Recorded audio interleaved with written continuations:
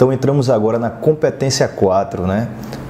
Vamos falar sobre redes sociais na educação e começar sobre como a gente pode utilizar as redes sociais na condução de aula. Você pode estar aí acompanhando e percebendo que existem tendências pedagógicas hoje que apontam que a utilização de multimeios didáticos são importantes para que alunos aprendam.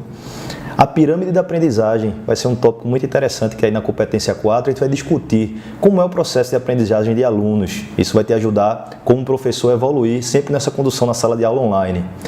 Bem como aqui o SEL, que é o Social and Emotional Learning. Essa é uma metodologia internacional que são aplicados os atributos, como os alunos aprendem e como eles conseguem interagir nesses ambientes virtuais.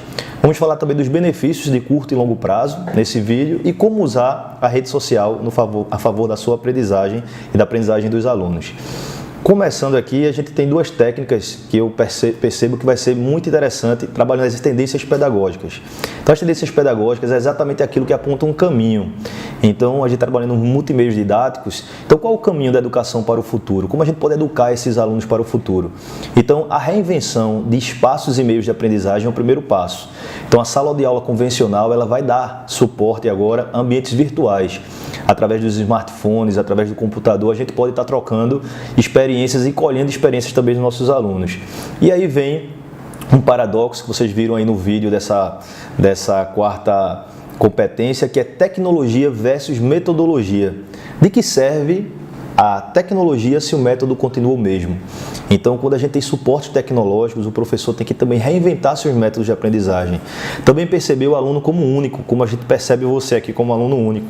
Ou seja, não trabalhar apenas o caminho didático, sem perceber se o aluno está acompanhando aquele aprendizado. Então, você tem que perceber tanto os alunos que têm facilidade com o aprendizado online ou com o aprendizado digital e alunos que também têm dificuldades com isso. Então, dessa maneira, você vai conseguir abordar e incluir alunos dentro desse processo. E aí, trabalhando a pirâmide da aprendizagem, que vocês vão ver aí também no material, percebe o seguinte, que a pirâmide da aprendizagem, elas são os nossos sentidos. Então, os alunos aprendem 10% quando lê, 20% quando ouve, 30% quando observa e 50% quando vê e observa, quando ele está ali fazendo parte de uma situação. Isso a gente consegue tudo no ambiente online.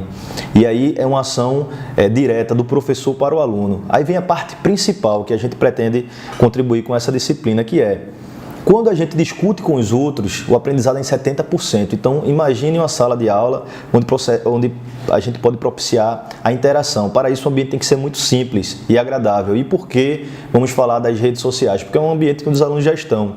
Eles já estão inseridos, eles já se comunicam uns com os outros e interagem em grupos, por exemplo, no WhatsApp, no próprio Facebook.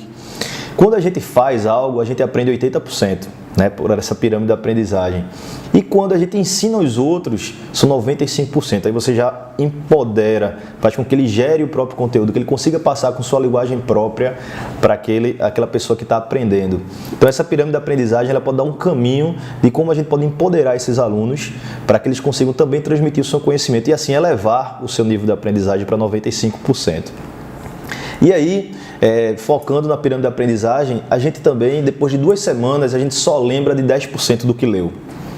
Então, observa que 90% desse conteúdo ele é perdido. A gente só lembra de 20% do que nós ouvimos, só de 30% do que vemos, 50% do que ouvimos e vemos, metade. E aí, 70% do que a gente fala. Então, muitas vezes tem essas técnicas, né, de leitura, programação neurolinguística, que você lê em voz alta para você ouvir o que você está falando. Isso gera uma memorização de 70% e 90% quando a gente fala e faz, né? Então a gente pratica. Então o aprendizado do saber. Como estimular em ambientes online o falar e o fazer? Essa é uma técnica que a gente tem que desenvolver para esses alunos. E aí entramos na metodologia, né, falando sobre o Social and Emotional Learning, que é a aprendizagem social e emocional, o SEL.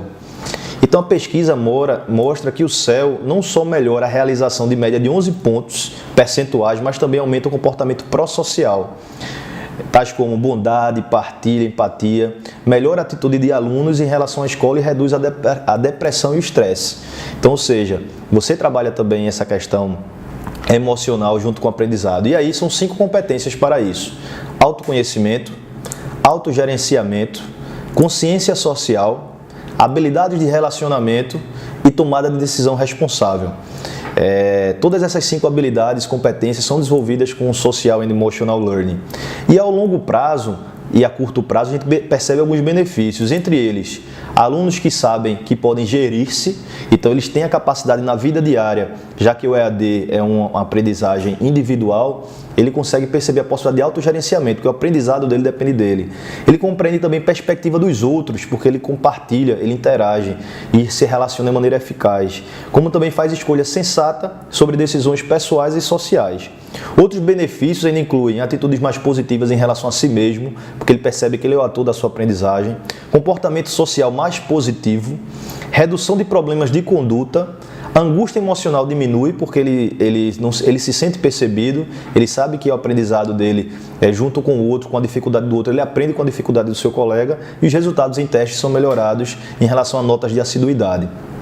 E para que a gente consiga entender como podemos utilizar a rede social a favor da aprendizagem na prática, então vamos fazer com vocês um passo a passo didático nesse próximo vídeo.